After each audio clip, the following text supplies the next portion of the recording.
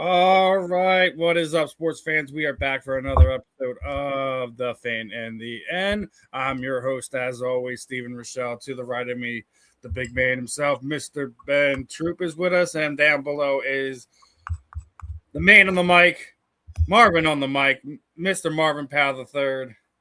Appreciate the guys joining us. Obviously, a little bit of late start, a little bit of miscommunication with myself and Pat Combs. I think there's a time zone difference, so he should be joining us in roughly about 30 minutes or so. So we should have some fun with that.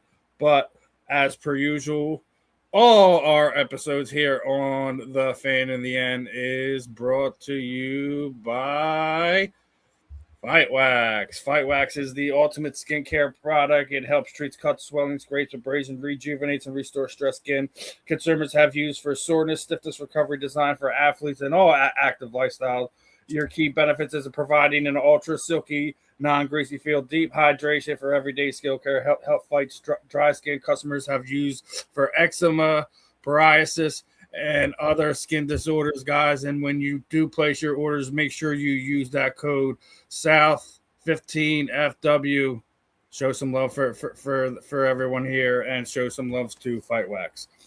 Now, let's kind of dive into some things here. Obviously, lots of stuff going on in the sports world, and we had the combine this past week, and I want to get your guys' thoughts on it. Who stood out to you? Whose stock went up? Whose stock went down? Let's kick this one off with Marvin. Oh man, there is a linebacker out of Ohio State. I think it's Sonny Styles is his name, and this guy, I think he was number one in like 3 or 4 categories at the combine for linebackers. He's a 6'4" linebacker. I know he's projected to go in the mid first round. He's a top 5 linebacker overall for the most part, and I believe at 240 pounds, 6'4", I believe he ran a 4.4. And which is, really impressive. Now, typically, I'm a guy who thinks they definitely overvalue the 40-yard dash. I do. I understand why they do it, but to me, there's really 2 things you need to understand. Number one, what does the film say? Number 2, what do his coaches and teammates say? And then if you want to take it to the third level of questioning is the men who this person played against. I understand, the NFL Combine was put together because these guys, these NFL teams, they're investing a lot of money into these players. So they want to evaluate the guy physically. I get that. My dad was telling me how in 1977, the Jets drafted Wesley Walker out of Cal. He was a wide receiver. And the Jets did not know that he was completely blind in his left eye until he showed up in the building. All right. And for reasons like that, they have the combine where you can get close to the player, sit down with them, bring your doctors in, go through his medical history, make sure everything's good, set up other visits as well. But the combine makes sense. But I think the 40-yard dash is something that they really overvalue. Again, Sonny Styles, and I hope I'm getting his name right. He was a phenomenal player. So he's a guy who, when you watch his film, you see his speed show up. In those situations, it becomes relevant, but, we've seen too many sports fans, players, coaches, scouts. We've seen too many guys go out there, run a 4.4, and, they out there looking like Tarzan, playing like Jane, So, yeah, Sonny Styles, Ohio State linebacker, he really had a day. This is a guy who I think he went from mid-first round to a potential top 10 pick, if not higher, just off of that, because what you see, in his measurables, they show up on the field, and that's just outstanding. So, and I think you had a few guys, obviously, we didn't get a chance to see Fernando Mendoza's throw. I don't know that he needed to. The reality is this guy went up against tough defenses all year long, and he put the ball on the money in real time, in the game, cold out there in Indiana, pressure down his throat. He's dropping dimes. So, I wasn't really upset about that. I will honestly say that this year I didn't watch as much combine as I used to. I'm a guy who I was a kid. I used to watch it like it was a cartoon. I used to love it. It was, I guess, your favorite movie. I was that kid. But yeah, you had a couple of guys get out there this year and show what they can do. Probably improve their draft stock. And, it's just another opportunity for guys to go out there and compete one more time for a higher draft position. Ben, your thoughts? Combine. Man, Sonny Styles is actually 6'5". That's why it was even crazier. His brother, Lorenzo Styles Jr., ran a 4.2. Their dad played linebacker. I think he won a Super Bowl with the Saints. Not the Saints. He won a Super Bowl with the Rams, the greatest show on turf back in '99. The guy that the best player in the draft showed is Jeremiah Love. Jeremiah Love just told everybody, y'all better stop playing with me. Jeremiah Love has been the best running back in college football the last 2 years running. He went out there and ran a 4.37 and a 4.36, which means me running away from guys is because I'm really fast. Because he did it a lot at Notre Dame. And the one thing Jeremiah Love is to get the love for is bringing attention back to the running back position. We talk about the Sadiq kid out of freaking Oregon. He ran a 4.39, 6'3", 245 pounds. If fast guys gonna run fast, strong guys gonna lift heavy, explosive guys gonna jump high. If the tape don't match the athlete, that's the problem. That's what I be saying. I go, okay, that running back running the 4.3. Why he keep on getting caught? Well, is the guy chasing him running the 4.2? That's what the combine. Why do D linemen run 40s? Why do O linemen run? If a D lineman, is running 40 yards, that's not good. He's chasing somebody. Now that 10-yard split, I get it, because you got to run that loop. I appreciate the fact that Fernando Mendoza used his leverage to say, I'm not. Look, if I haven't showed y'all I can play by now, what is me coming out here in shorts, throwing the receivers I never met gonna do? I can only hurt myself.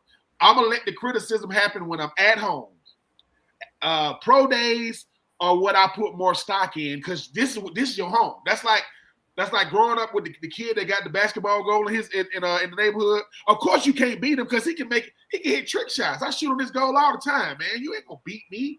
So I'm looking forward to the pro days, but this was one of the most impressive classes you ever seen, top to bottom. These guys, they came to put on a show. I know the Styles brothers did their thing, but so did the running backs, so did the receivers, so did the linebackers, so did the D linemen. There's a tight end that went to Tennessee. I'm not gonna call his name. He ran a 4.91 the first time. He ran a 4.91. So you people, so Rich Eisen and Daniel Jeremiah, they're thinking, okay, of course he's gonna run a faster one the second time. Second time he ran a 4.94. And obviously, because I guess you can look up and see what your time was. And he said, well, anybody would say, what the bro, like 4.9. I mean, do I expect tight ends to be running, 4.4s? No, even though the Sadiq kid is a freak. Being a freak at a combine doesn't mean that you're gonna be a freak in the league. And that's the only thing about the combine, that it's a spectacle. You love it. Dion gonna show his face when the DBs get there. Rich Eisman gonna do the run, Rich run. A lot of things going on, right? A lot of things going on. But I want to ask you, because you were just talking about some of the tight ends. What do you thought about Kenyon Sadiq's 4.40? It actually was a 4.39. It was okay. The freakiest tight ends, it's my freakiest talent I've ever seen. What, 3? Because of what they did. Now, Sadiq, I ain't never seen that. But Vernon Davis ran a 4.3 too. He ran like a 4.38. Vernon Davis, here's the difference. Vernon Davis was 6'3", 254, and he ran like a 4.39 or something. Sadiq, he's 245, 6'3", so he's a lot leaner, than a lot lighter. I wouldn't say leaner, a lot lighter, but that's impressive. Now, here's the thing, though. Here's the thing. Does he play like that? I know he had like 9 touchdowns last year at Oregon, because the best tight ends we ever seen, Gronk wasn't running no. Gronk was probably a 4.7 dude. Travis Kelce probably a 4.6 dude. And with the tight end being what it has become over the years, you're gonna play and plug that guy, and hopefully you can run your offense through him. But it was impressive to watch a lot of these dudes. Like it really was. Yeah. I think Sadiq is only like 20 years old. He ain't even 21 years old. And he's the real deal, too. He is. Here's the thing. My delusional butt dog, the Eagles might have a chance to get him, right? Yeah, not after that.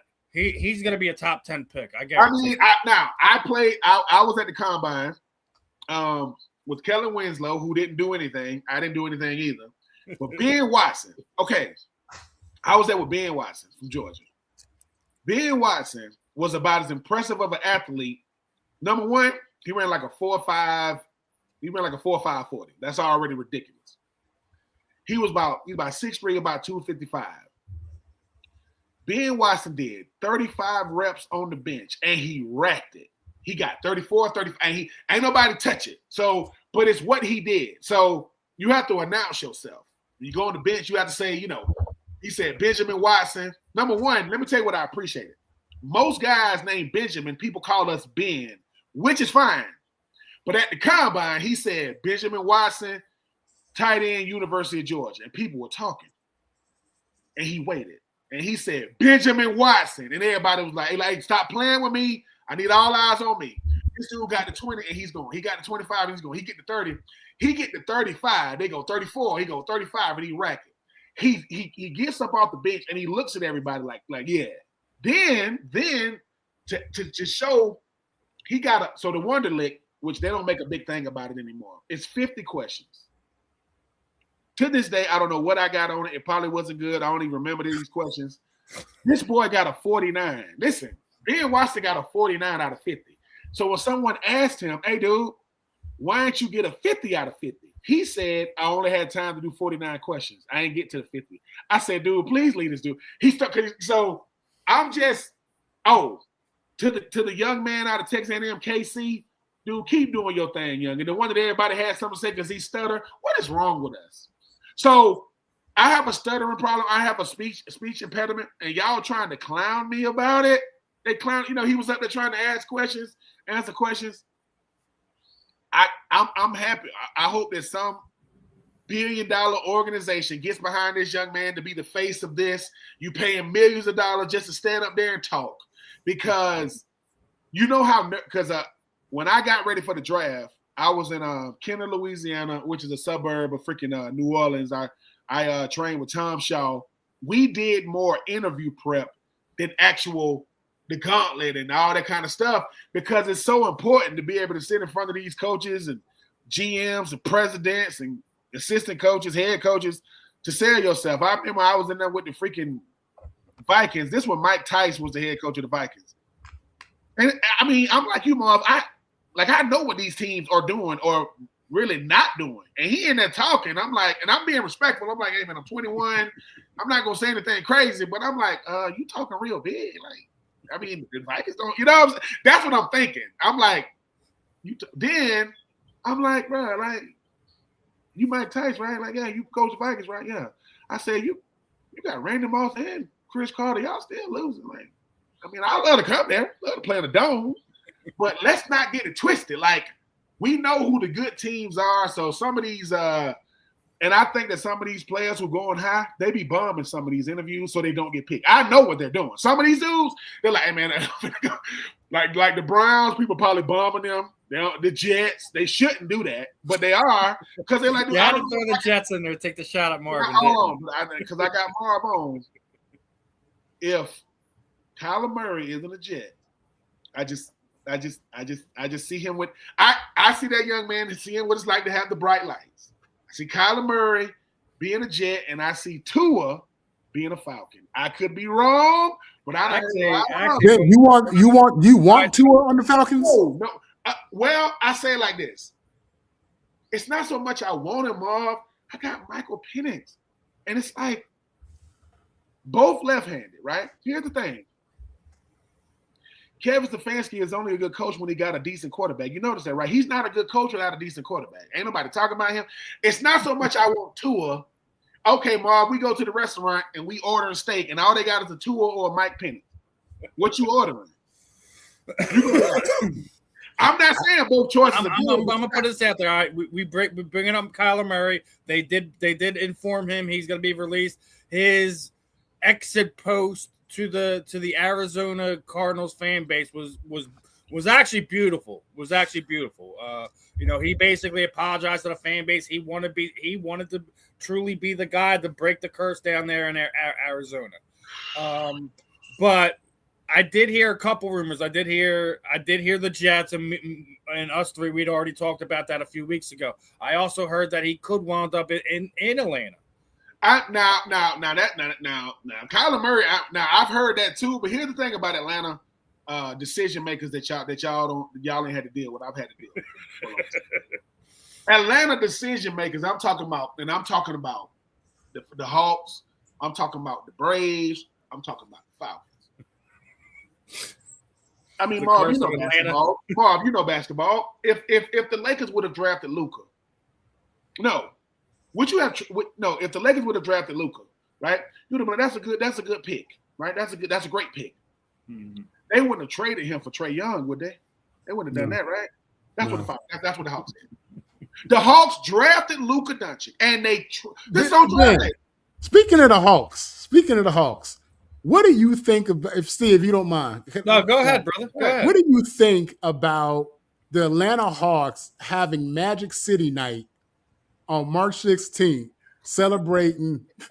What do you think about that? Let me. Okay. I look at it.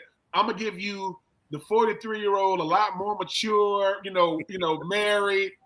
It's crazy. It's crazy when I saw it. But thank you. It's crazy. It is crazy. But I will say this, Marv, you living in Atlanta.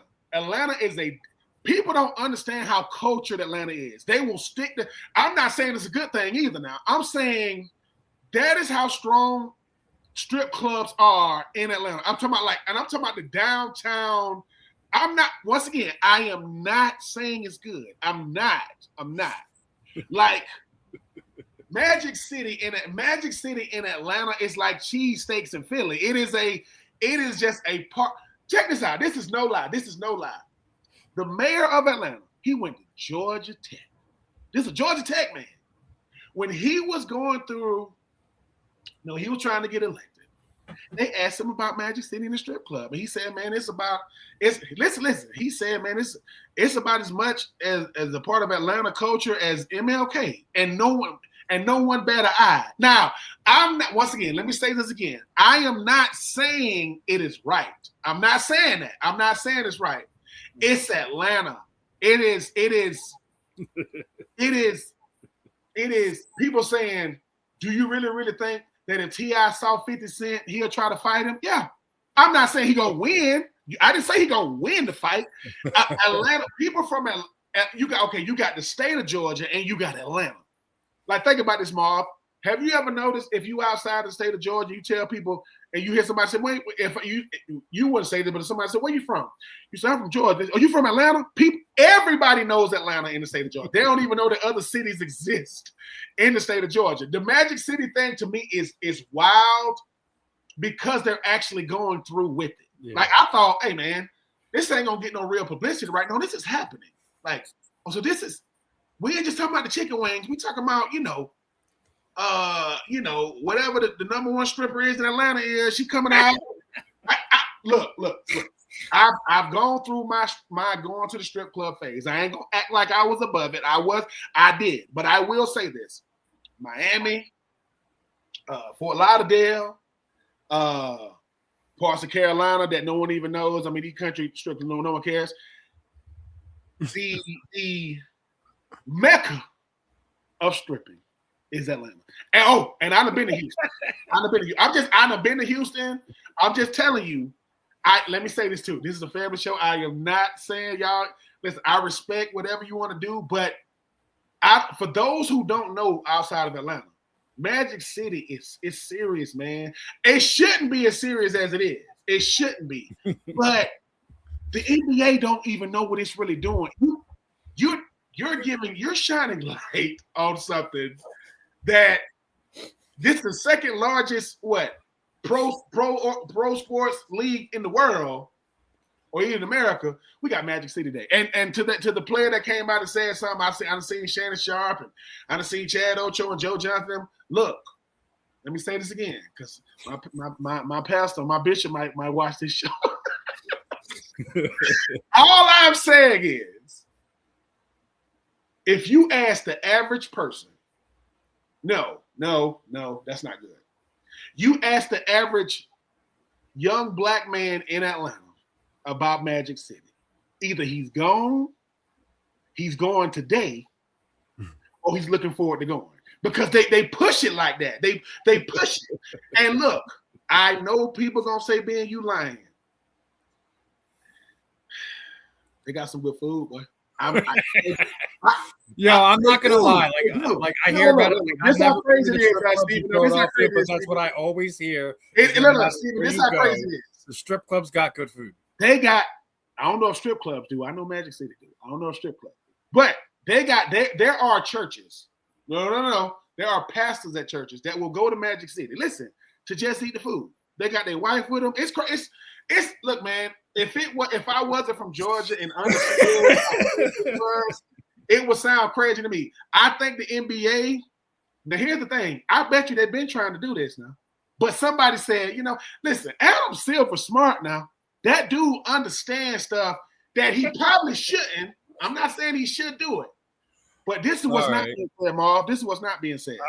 I'm going to make you guys have an impossible choice right now. You don't think Houston feel a type of way? You ain't going to think Miami going to feel a type of way? You ain't going to think Ben. In the day and age of Epstein Island, it is absolutely ignorant that any executive for the Atlanta Hawks would sign off on celebrating a strip club when, as we do research into Epstein Island and understand sex trafficking, and this is not specific to this establishment, but you understand the amount of women who are trafficked through these type of entities. Okay. Absolutely. And when I heard it, and then we talk about celebrating culture. There are a lot of aspects of a lot of cultures that you shouldn't be proud of, Yeah. And of all the wonderful entrepreneurs and civil rights leaders, we just buried Jesse Jackson, for crying out loud. For all the people who have stepped up in Atlanta and have something to be proud of, I think it is a complete swing and miss and just a disaster of a decision to celebrate. They're gonna regret it now.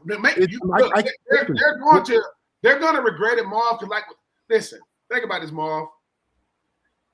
We have to live long enough to kind of see who we were before. I got to listen. This Marv got to look back at young Marv and go, dude, I was doing. You know what I'm saying? Like I was doing it. So, but here's the thing, right? Some of these executives, they want to be liked. So I don't understand that. They want to be liked so bad, not realizing that, bro, you could just say no. Because when you say no, it's over. I can deal with the backlash. And Ben, I'm not knocking strippers. I'm not knocking none of that in regards to how people make their money and how people want to entertain. It just shouldn't be celebrated at an NBA game. No. It really shouldn't. That's crazy. I mean, that's ignorant. People get fired for that. Speaking of crazy, I'm going to pose an impossible choice on you guys. Okay, you're gonna sort of hate me for this, but I still love y'all, right? So I came across this graphic, right? And this is an impossible question. I realize this, right? So we have a lot of great leagues and sports and things of that nature, right? So I came across this, right? Now, obviously, the thing is you can only pick 3, right? Now you have March Madness, NBA playoffs, WNBA playoffs, Stanley Cup playoffs, college football playoffs, NFL playoffs, Major League postseason, College World Series, Wimbledon, World Cup, Olympics, and the Masters, right? So basically all our big postseason for your major sports thrown in with a couple outliers, I guess you would say. You have to cut 9 and keep 3. So out of NCAA basketball, NBA playoffs, WNBA playoffs, Stanley Cup playoffs, college football playoffs, NFL playoffs, Major League postseason, College World Series, Wimbledon, World Cup, Olympics, and Masters. Easy. All right, so Marvin said easy, right? So I'm gonna go right to Marvin. Where are you feeling on this? Who's your 3 out of that list of what, 12? First of all, off top, if you know me, give me that foosball. Okay, I already knew you were going college and pro. Okay, off top. Okay, and then from there, I was looking at the Olympics, right? But I was like, nah, give me that World Cup. I lived in Miami for 15 years, and I lived through 2 or 3 World Cups. And I'm going to tell you something, man. You get soccer fever when it's World Cup time and you're in a city where they really celebrate the sport. That World Cup is huge. I mean, that's a big deal. I love watching the highest level of these athletes compete, and they get after it, man. I mean, soccer is a very physical game. These are phenomenal athletes. You have the best of the best represented at the World Cup. and it's just super competitive. And I just love watching those guys get at it. So yeah, give me football, give me soccer. So college football playoffs, NFL playoffs, and the World Cup. Yeah. Okay. What about you, Ben? That's a list of 12, and you can only keep 3. Okay. You already know NFL playoffs is in there. Like I ain't missing that. As a person, I'm gonna go a little different than Marvin. As a person, my first love was track, and then football became that. Like, to me, the Olympics. Listen to me, man. You got to do this. You got to do this every 4 years. So if I don't win, I got to hopefully be good enough. I got to do the Olympics, right? And my number 3, I know this is crazy, because the college football playoffs is relatively new, kind of. March Madness, man. Golly, it's so crazy to me. I love what make March Madness crazy. I'm living in Jersey. Warren Buffett says, I will give $1 billion to a perfect bracket. You got people that don't even watch basketball putting in these brackets. What make March Madness, it's the perfect word, man. I mean, it's so crazy. So NFL playoffs, yes. The Olympics, because it's something about track and field. It's something about, because you get so many sports, the best players. Now, the World Cup almost made it because it's different. But, yeah, I would go NFL playoffs, the Olympics, and March Madness because – So I'm just slightly different. Because I really think the NHL playoffs is always something special to watch. Obviously, NFL playoffs is my number one, just like all of us is, right? But I'm also with you on the Olympics. It's not just that, I mean, basically we get it every 2 years between summer and winter, right? So yeah. We have a little flexibility, and we just got done doing the Olympics here. So not just the idea, but being able to do what you're best at and represent your country, regardless of how you feel about your government, whatever. And it's not just for the United States. You got people all over the world that don't really care for their government, where they live, where they were born. Some people, they tend to leave and not represent their country and whatever. There's people that live in other countries and they go back and follow their roots and do their respective sport for their country while they're living in other ones. So I think that's what kind of makes it special, not just and we're seeing more events being added every year to both winter and summer games. We're going to get freaking flag football at some point in time over the next 4 years. We don't. So, I mean, I always felt like boxing is definitely one I think I always tuned into. Even though Olympic boxing hasn't quite been what it's been, just because a lot of these guys want to go after those prize purses, and it's just the way the world works. It's not Olympic boxing isn't what it was 20 years ago. But those are my 3, and it's definitely not easy, because there's definitely ones like you'd be like, can I get 5? Can I at least get 5? Right? We are spoiled. When you see all those, I mean, the Masters. I mean, if you love golf, that is the event. Yeah. That is the event. But no, it's just so many great events that go on now. You just sit back and think to yourself and say, dude, we got so many sporting events that goes on that you. So because we went into that, I want to get into this one here too, right? So if you had to rank your top 10 all-time teams, and not just in one particular sport, this was a list, and you might agree with it, you might disagree with it, but they got the 72 Dolphins at number 1, the 02 Hurricanes, the 96 Bulls, the 27 Yankees. They did throw both of the current men's and women's hockey team on there. The women's hockey team at 5, the 85 Bears on there, the men's hockey team at 7, the 73 UCLA Bruins. Be clear. That's basketball, not football. Go ahead, Marvin. I know as soon as I heard be clear when you were going through the list. Be clear. That's not football we're talking about. It's basketball. Yes, so it is. that. I'm glad you mentioned that because I knew exactly what it was basketball, but yes, it doesn't say it on the list, and Marvin is spot on. It is absolutely the Lou Alcindor, UCLA Bruins, right? So right, because UCLA hasn't won a national championship in over 75 years in football. Yes. Okay. So now my question to you guys, like that list is that list. If you were able to kind of oversee that and say like maybe we should make some changes here. If there's anyone you would add to that all-time teams list, is there somebody you would like to add? We'll start with Marvin, then go to Ben. Who would you add to that top 10 list? God, who would I add? That's tough, man. It's I think it's a solid list. I probably would have moved Barcelona up. The 2009 Barcelona soccer team, they would probably go in the top 5 versus in the bottom half. I saw you have the 2001 Miami Hurricanes team on there. Yep, they're on there.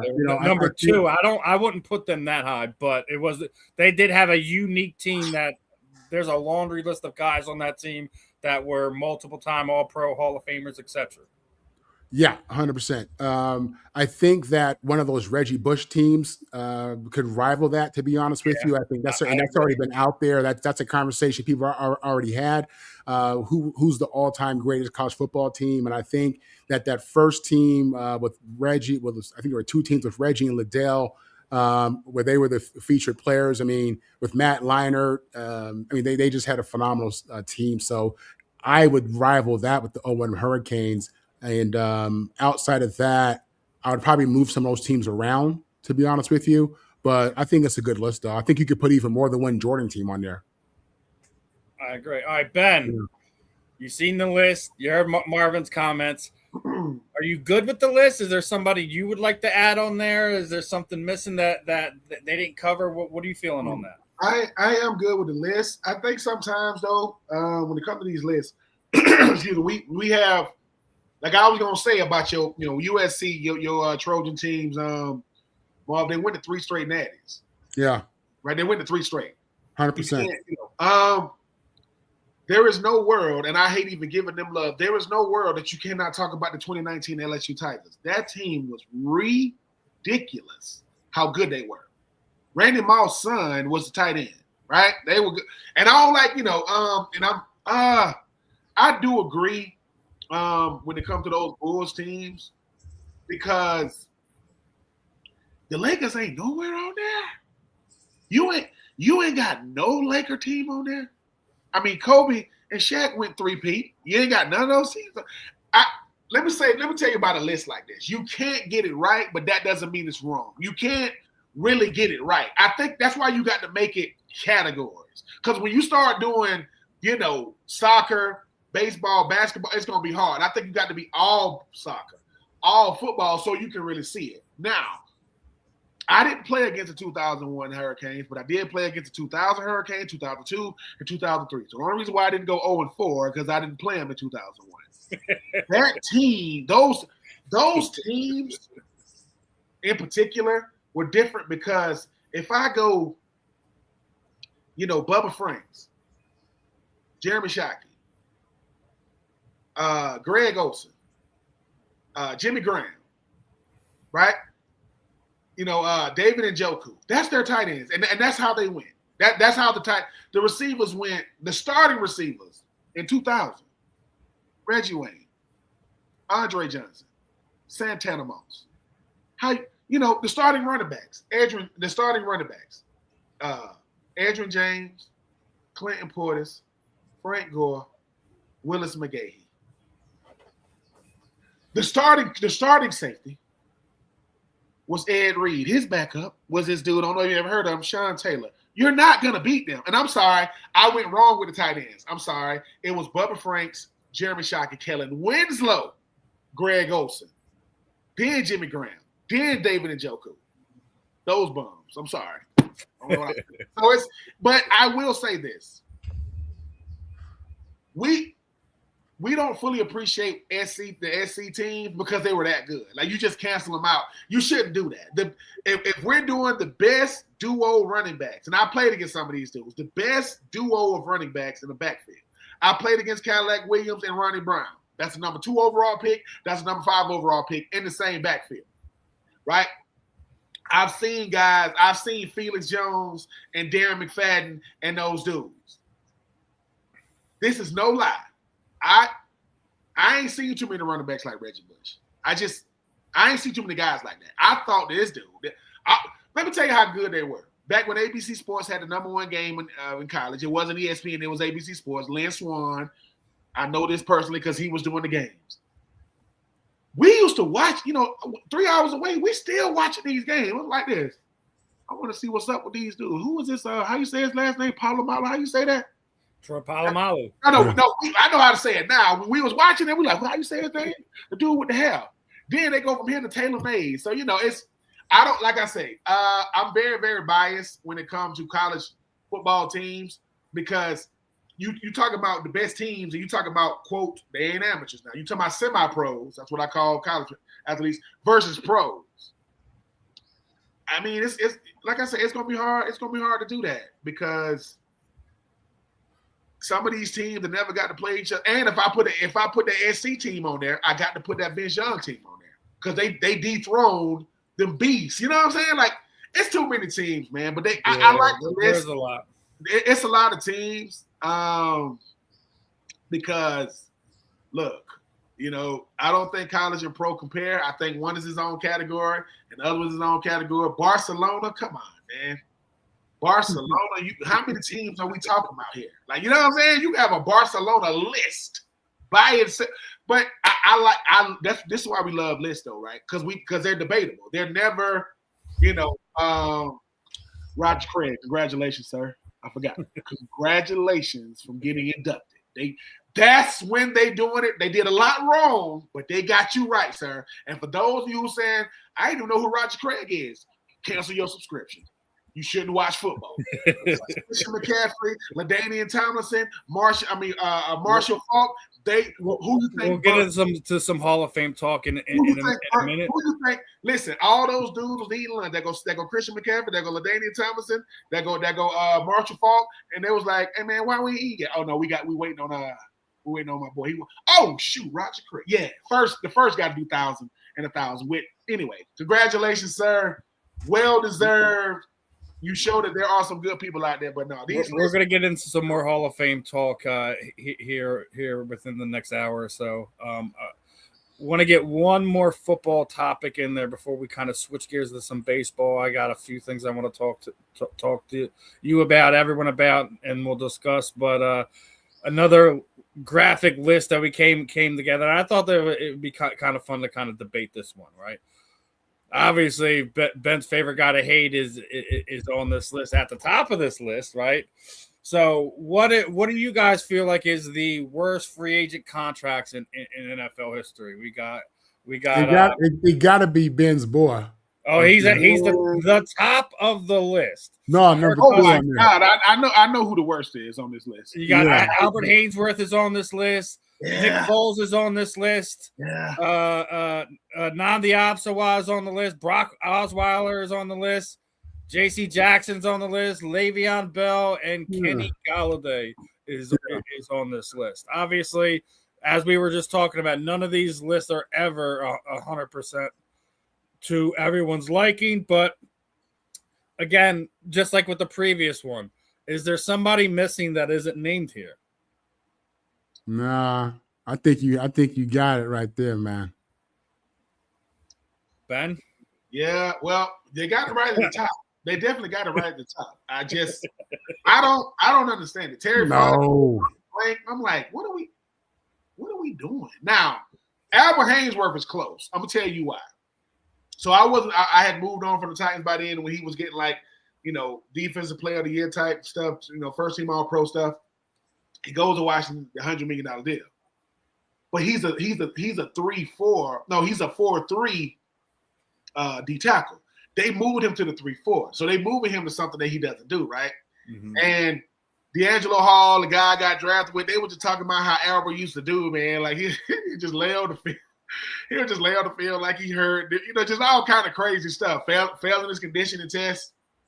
But the worst one on this list is Le'Veon Bell. Le'Veon Bell, remember, Marv, he skipped the whole year. I'm not going to come to Pittsburgh to go to the Jets and look like that. So I'm not going to take $16 million to do nothing, to go to the Jets. And now I played with Nnamdi Asomugha when he was with the Raiders. Played with him. He is a bump and run corner. He is a in your face. They made him play zone. He got real regular, real fast. Love Nnamdi. And listen, Nnamdi don't care about what I'm saying. Nnamdi Asomugha is married to Kerry Washington. You think he care about what I'm saying? Love him. But it's like where you go has a lot to do with the player you become. When they put you, so yeah. I mean, but the Kirk Cousins, no, the Brock Osweiler one is awful because he got his money because he helped Denver kind of stay afloat when Peyton Manning was hurt. So they re-signed him, and Nick Foles got signed to go to the Jags off of a playoff run. They signed him to all that money. After that playoff run, he won a Super Bowl. Super Bowl? What you mean playoff run? Super Bowl. Hold on. I'm not Nick. I'm not down. All right, Marv. You are the GM of the Jags. You see what he did in the playoffs. You see him winning the Super Bowl. You gonna sign him to that big deal? I'm just saying, when you ask which is the worst deal, I could justify a team giving the Super Bowl champion quarterback, a Super bag. Bowl MVP too. Exactly. You know what I'm saying? But Ben, without question, the dude on that list that's number one is Albert Hainsworth. It's bad. It's bad. Listen, it's one thing if you out there, and you struggle on the last run of your conditioning drill. You're doing, however many gassers. Yeah. The last one, you don't make the time by a half a second or something like that. Okay, this dude, he wasn't even in shape to do the test. It was bad. You know what I'm saying? Like, that's bad. That's bad. I've had dudes tell me that I've had veterans tell me. Now, my dad didn't feel this way. My dad, he stayed in shape year round. He took the offseason very serious. Mm-hmm. But I've had, when I was in the league, I had dudes tell me that training camp is where you get in shape.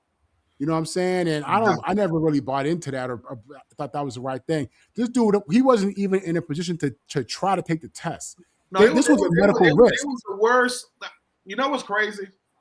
When Albert Hainsworth was with the Titans, I played with Albert for 4 years. Albert, to me, when Albert Hainsworth wanted to play, there's nothing you can do with him. There's nothing and Albert know this, man. I was on that Titans team when Albert Hainsworth stomped on the head of the center from Dallas. I'm on that team. We on the sideline watching, right? Because myself and Aaron Kennedy, the starting tight end, we had a show called Hang Tight with Aaron Kennedy and Ben Troupe. Now, we didn't do no intros, outros. We just kind of talking to the fans. And the crazy part about it was when that happened with Albert. I didn't see it on the field because I'm like, why they pushing him and all that? So when the Jerome, can't remember his name, when he stood up, he's bleeding. I'm thinking, what happened? So we looking at the Jumbotron, and when I saw it, it's like I know that didn't just. I'm like, what? We like, oh, like the whole crowd was like, what the? So when Albert became what he became and got that $100 million out there, that's a big deal. A D lineman getting $100 million, that's a big deal. But then it was so bad when he went to Washington. Like, how in the world does a free agent, a rookie free agent gonna pass their test? You're $100 million dude. And didn't Mike Golick go out there and do it? I think he did and passed it. I'm like, dude, that's it. And he said, look, I'm gonna really run the test. At the same time, it's a high level. Sports are very simple. As long as your worst doesn't outweigh your best, people gonna remember you for your best. That's not Albert's case. People remember him from that. The $100 million dude that couldn't do And look, it's not. Let me tell you something. This isn't the hardest test to do now, and it's very simple. You got to do 300 yards in under so many seconds. And if you went to the offseason program and said what they did with the Titans, you get to run 50 and back, 50 and back, 50 and back. Now, if you didn't have good attendance, they make you go 25 yards and back. That's awful. 25. So for Albert, you had to run 50 yards down and back 3 times, twice, and you couldn't do it. That makes Coach Hazlitt, who was I think the head coach at the time, look bad. That make Snyder, who was the owner at the time, because I'm like, I think it was Shanahan, right? I think Shanahan was the coach. Hold on, hold on.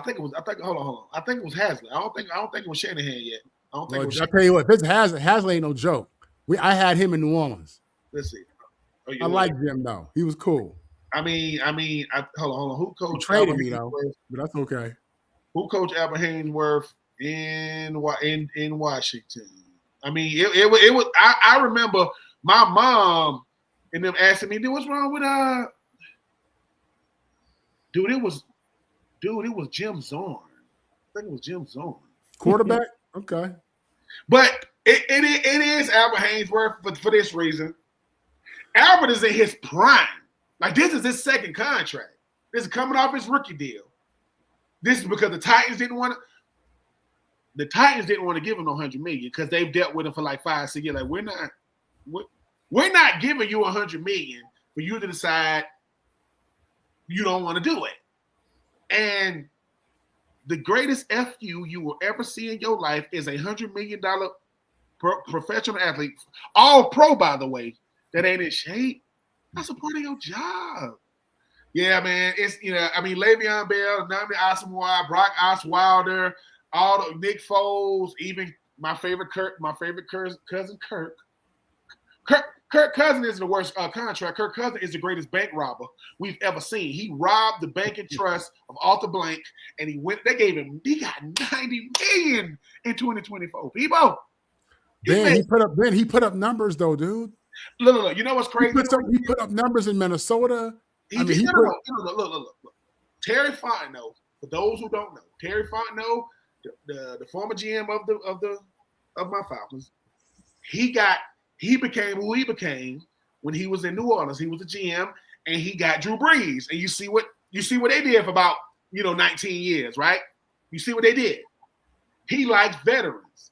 The difference is Drew Brees was coming off his rookie contract when he left the Chargers, and Phillip Rivers was behind him, who was gonna precede him. Nick Saban was the head coach of Miami at the time, and the trainers in Miami didn't. He failed his physical. So he left. So Nick Saban was the head coach in Miami. Drew Brees is there to do a physical. The trainer said he failed his physical. He went to New Orleans and he passed his physical. That's how he ended up in New Orleans. So Terry Fontenot, he likes, quote, veteran quarterbacks. To me, you got two kinds of veterans. You got a young veteran and you got an older veteran. Drew Brees is 25 years old when he get to freaking New Orleans. Kirk Cousins like 38 years old when he get to freaking Atlanta, and you give him 100. Anyway, Kirk Cousins in 2024 threw 9 touchdown passes against the Tampa Bay Bucks with no picks. That's how good he was against Tampa, and they didn't make the playoffs. So we got our guest in here, so it is time for baseball, fellas. Football's over. It's time for baseball. Mr. Pat Combs is in the house. Pat, how we feeling this afternoon, my friend? Hey guys, doing great from Dallas, Texas. It actually feels like spring. It's baseball weather. Yes, sir. I'm jealous because it's still freezing in Philadelphia. But there's a few things I want to talk to you about. One thing I just found out over the past week, being that you were one of these guys that played in Veteran Stadium. I kind of want to get your thoughts on it first, Pat.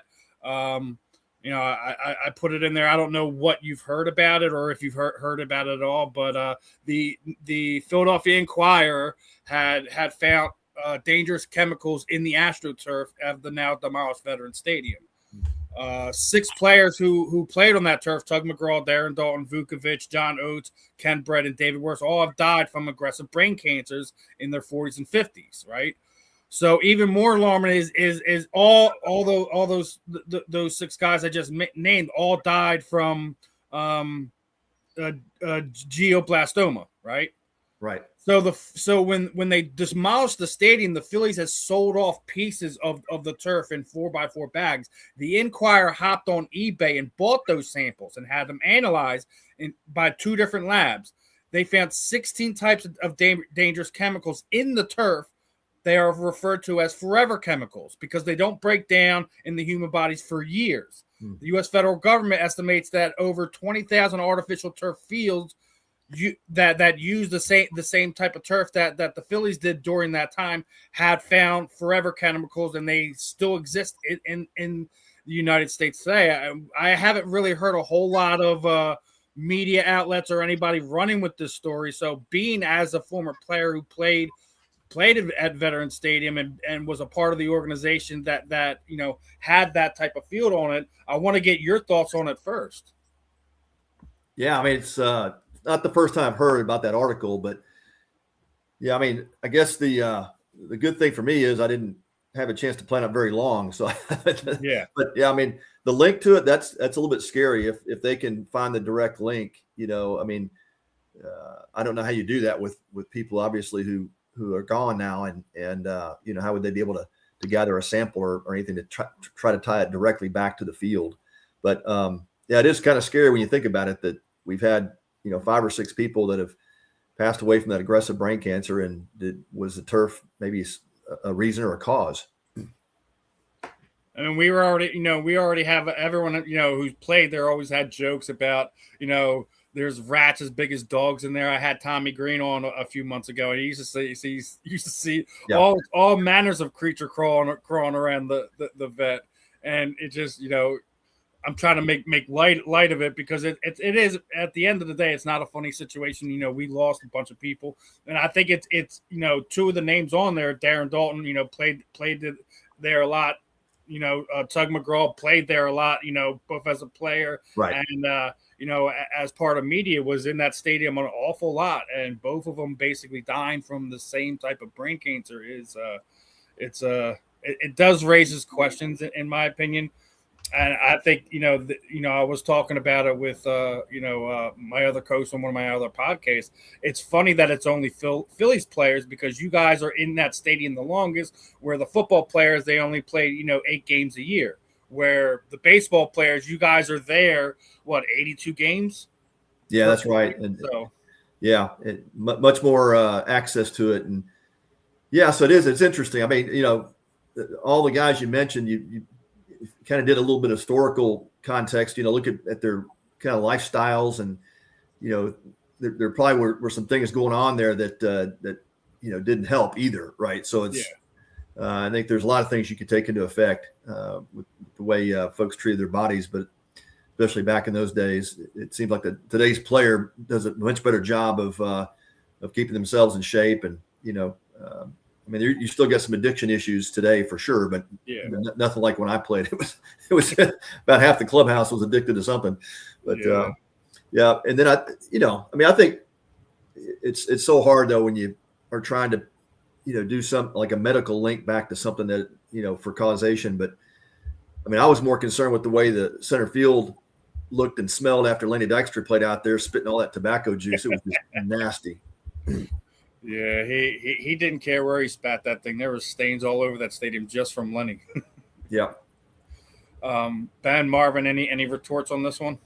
I mean, Pat, you mentioned back when you played, it's how much when you think about the, I guess, the culture of baseball, how much does something like this still kind of not get enough attention because maybe the culture of baseball is saying, look, does it just happens, or is it just when you start talking about professional athletes, man, I mean, baseball, it's hard to keep up with what everybody's doing. Does it have to be a big name player to have something bad happen for baseball to care? Or is it just, as long as Shohei is Shohei, it's not really gonna make the news.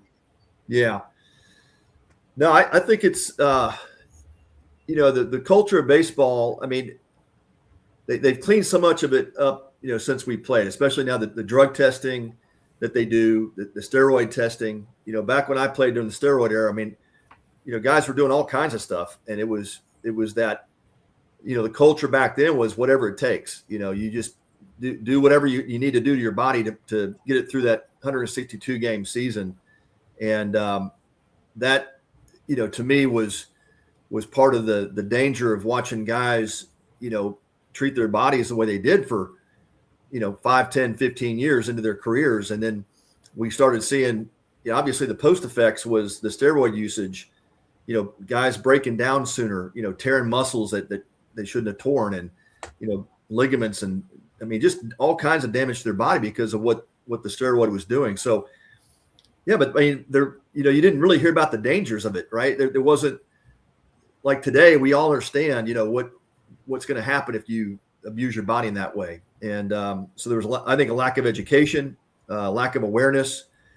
And then where there was just a lack of accountability. That to me was the biggest thing, Ben, was just the total lack of accountability. The owners knowing it was going on, but it was driving ticket sales, and fans were coming in to see home runs.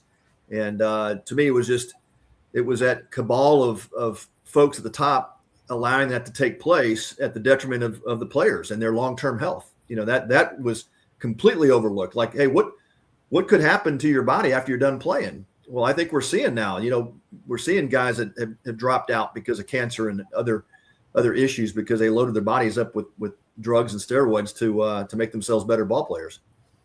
Now we're talking about a better accountability. You know, obviously, I got to bring up, you know, our Phillies here because we, you know, obviously, you know, outfielder Johan Rojas is appealing his failed test that he is facing an 82 game suspension. But this is now the third player inside of the last 2 seasons that has tested positive for some type of banned substance. Is there just a lack of accountability that is going on with the Phillies organization right now? Because I don't think there's any other team that has multiple guys testing positive, you know, for banned substance, where we have, you know, a pitcher, two outfielders both tested positive within the last 2 years. Yeah. Well, Steve, I think you guys know how this works, right? Like, you know, a player, you know, does something, takes a PED.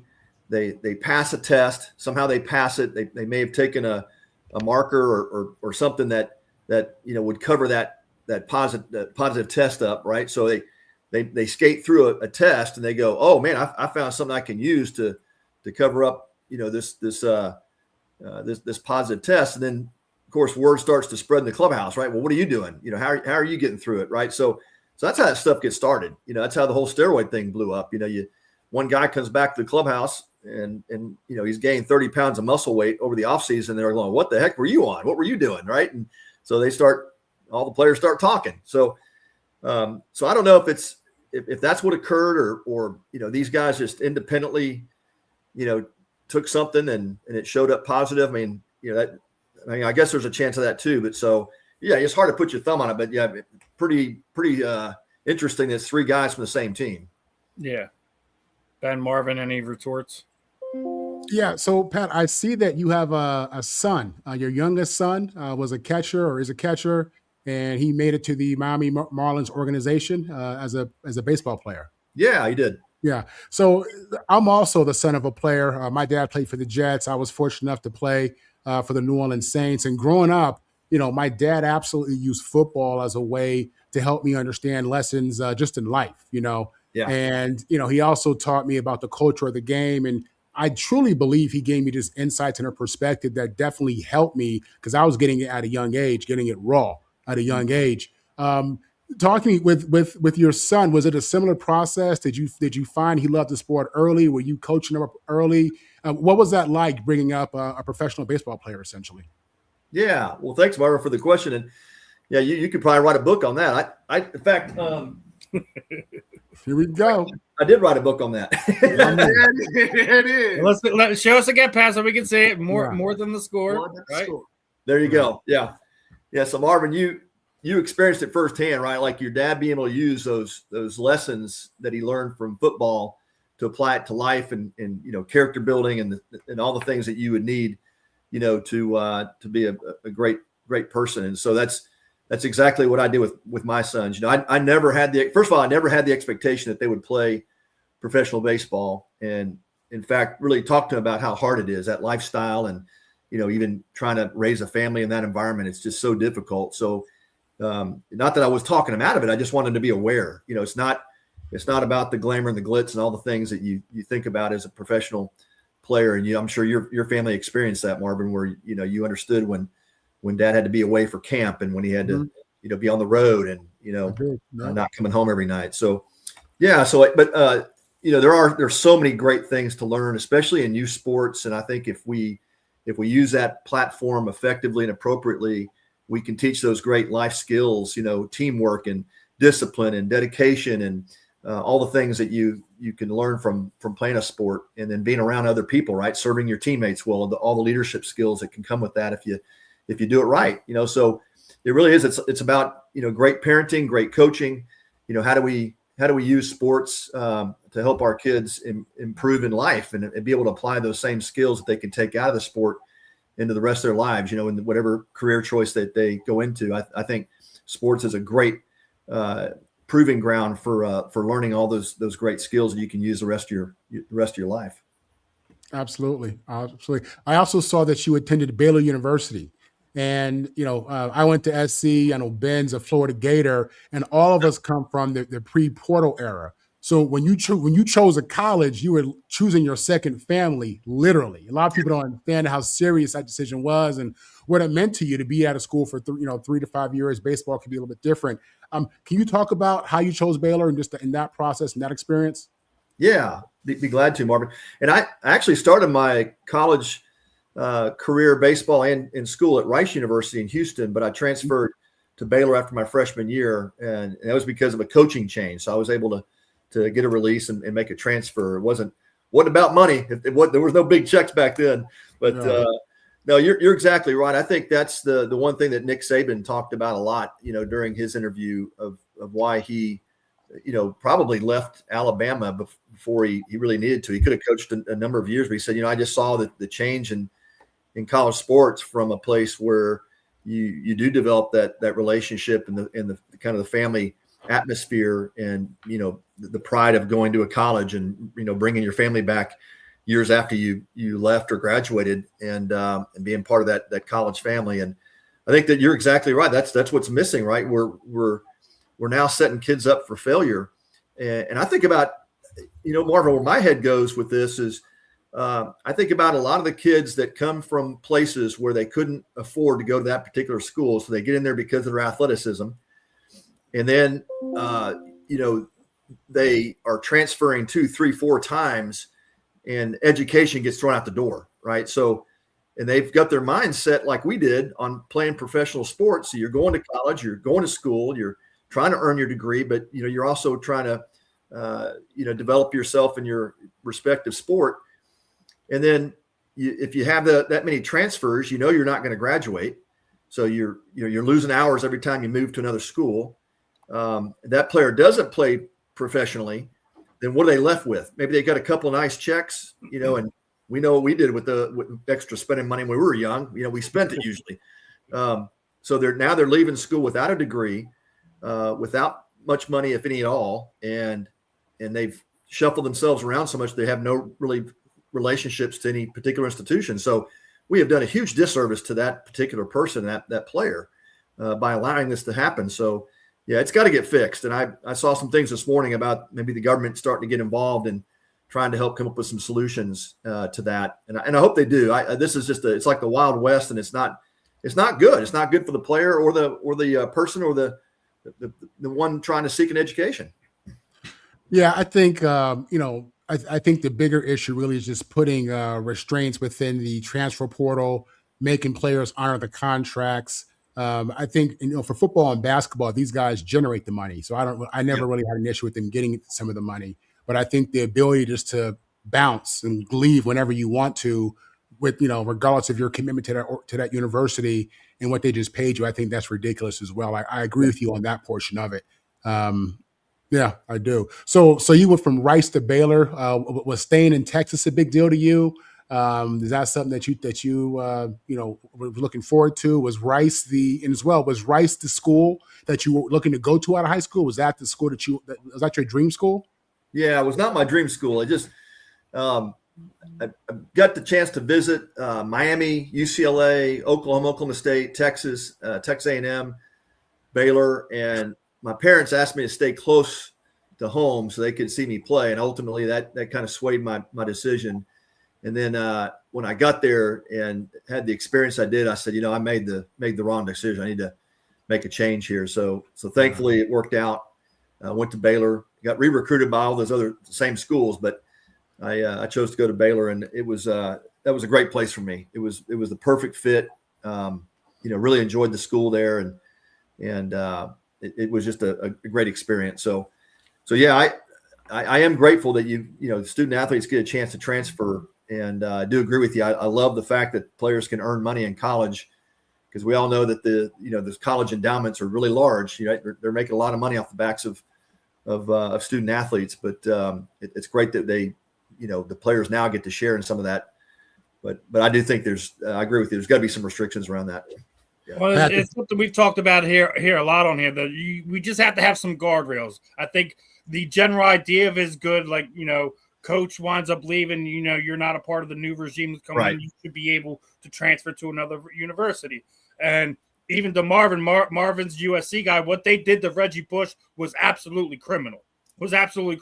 And Reggie Bush is just a big name that hit the front page. There's probably thousands of athletes they've done it to over the years that didn't get as much hype. So I'm definitely for having some guardrails. I don't think we necessarily have to have the government involved, because we all can agree that the government doesn't always do things for the right reasons. I would rather internally, NCAA, the players, the student athletes, so to speak, come together and say, this is what the rules should be, and this is how we should go about it moving forward. There shouldn't be, you shouldn't have 3 years of you entering the transfer portal. That shouldn't be a thing. Yeah. So, one thing I do want to get to, we were talking a little Hall of Fame stuff beforehand.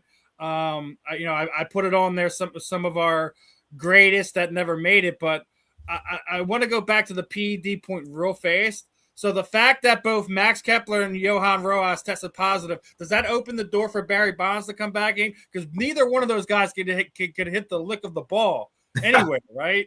So Barry Bonds is absolutely on my Hall of Fame list as right now, but I want to get your thoughts on this. When you're seeing these guys test positive and they're not hitting the broadside of the barn, regardless of how jacked up they are, and the stigma that has followed Barry's career for his involvement during that time period, I think we could all agree he had 2 different careers, and both of them were Hall of Fame worthy, right? Right. Yeah, and I think, Steve, there's a case to be made, for guys that have been left off the list, obviously because of the steroid era. Barry Bonds, one of them. My question is, and has always been, because I've got, hardliners that I speak with too that say, oh, those guys should never be allowed in. And I say, well, which guys? And they'll mention Bonds and Clemens. I'm like, well, wait a minute, time out. Before they, took the PEDs, were they Hall of Fame players to begin with? And I think most of us could agree, yeah, those guys were Hall of Fame bound. So did they take something to enhance their career and maybe improve their numbers? If you want to make the case that Bonds, improved him tremendously on the home run side, well, great. I could understand that, but could he have gotten in the Hall, without using the drugs? And I think you have to say yes. That guy was headed to the Hall of Fame. I think Roger Clemens absolutely was headed to the Hall of Fame. I worked out with Roger for years. That dude was big and broad and looked like a linebacker when he got into the league, right? So did it help him maybe stay on the field longer, maybe recover from injury quicker? Yeah, but I think you have to take those things into consideration. I hate for a guy not to get in the Hall of Fame who was destined to be there just because he took the PEDs. Yeah, and you mentioned Roger. He's on this list. I came across this graphic of the all-time not in the Hall of Fame list, and Kurt Schilling's on there, Roger Clemens is on there, Barry Bonds, Sammy Sosa, Albert Bell, Shoeless Joe Jackson, Alex Rodriguez. Pete Rose is an absolute travesty.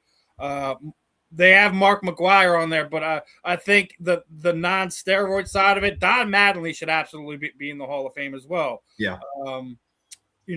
Is there obviously unique list? Thurman Munson's on here, Lou Whitaker's on here, Tommy Johns is on here, Carl Mays is on here. Is there anyone not on this list that you would like to have aforementioned should be in the Hall of Fame? That's a pretty good list. Yeah, I mean, probably. I'm thinking Andy Pettit. Andy, I like another guy from your era, Dale Murphy too. Yeah, Murph. Yep, certainly. Yeah, Andy Pettit was one of the winningest pitchers in postseason history. Mm-hmm.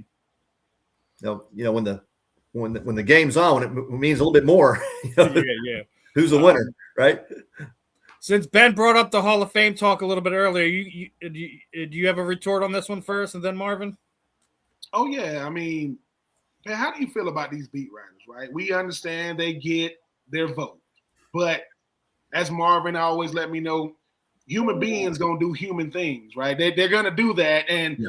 Hey, I ain't like the way that Barry used to talk to me or didn't want to give me my interviews when he was with the Giants. Or I didn't like how, Dale Murphy used to, tell me, look, how much is how they saw these plays. Now, the career is there, but how much is I didn't really like him. And this, I'm going to get my lick back right now because if it's up to me, it's going to be a no. When do we get to a point where we got to see either how they voted or has the way the Hall of Fame voting has been doing, is it outdated?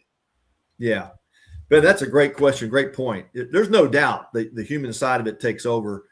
And, if you want to just use Barry as an example, I mean, he was not the most pleasant guy to be around, right? And he treated reporters terribly at times and, would dog them for their questions. But, yeah, so there's absolutely a human element involved there. And which goes back to, like, the makeup of the voting booth, right? Like who do we have that's voting for these guys for the Hall of Fame? Well, it's all sports writers. Well, why do we have just sports writers? Why it should be managers, coaches, former players, right? I mean, that to me makes the most sense. The guys that were in the game, that played the game, they should have a say in who that they think the best guys are. And now I know what they'll say. Well, you those guys can be influenced. Like, if you played for a manager and you're calling your manager, say, hey, would you vote for me for the Hall of Fame?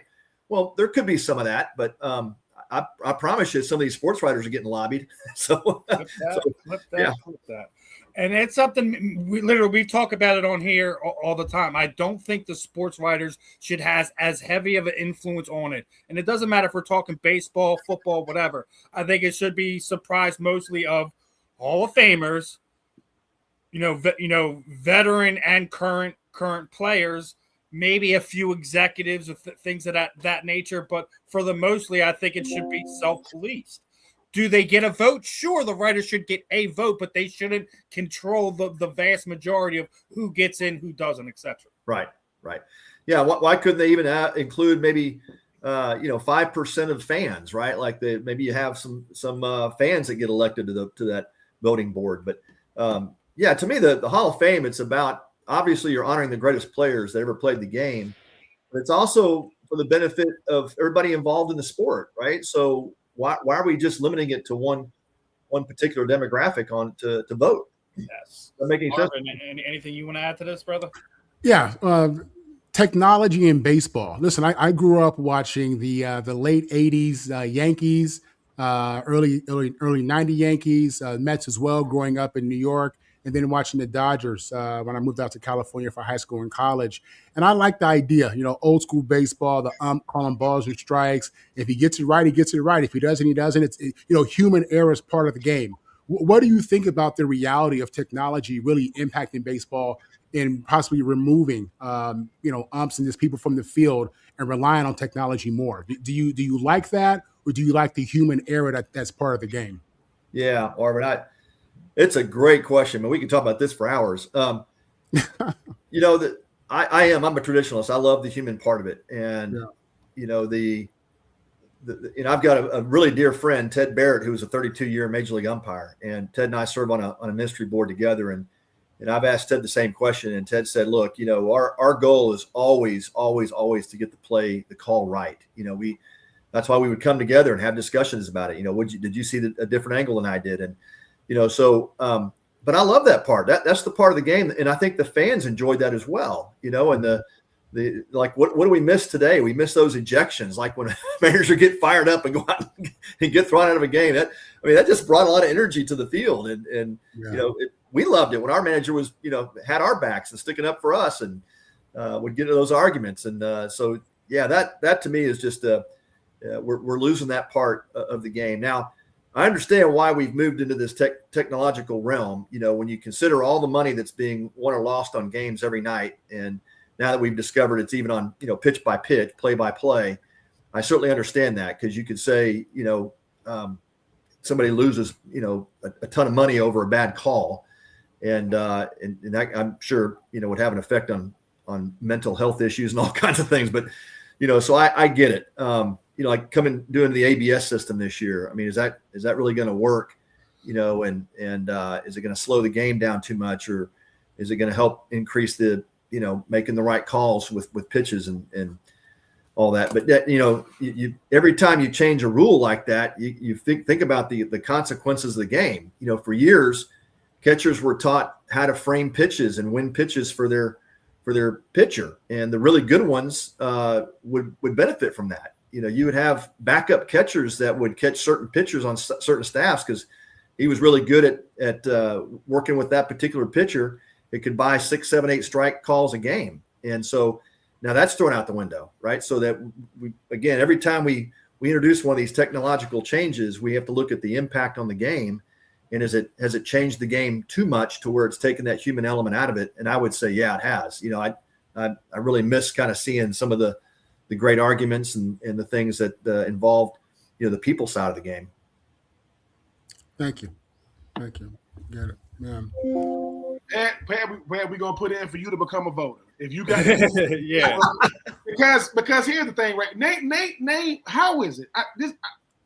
For the life of me, how is it the people who played the game, don't have no involvement when it comes to the ultimate enshrinement of going to the Hall of Fame? It's the people who wrote about the game. And look, I get that things have their place. I'm not saying that they don't, but there is no world that Barry Bonds is in the Hall of Fame. There isn't. I don't care what world we're living in.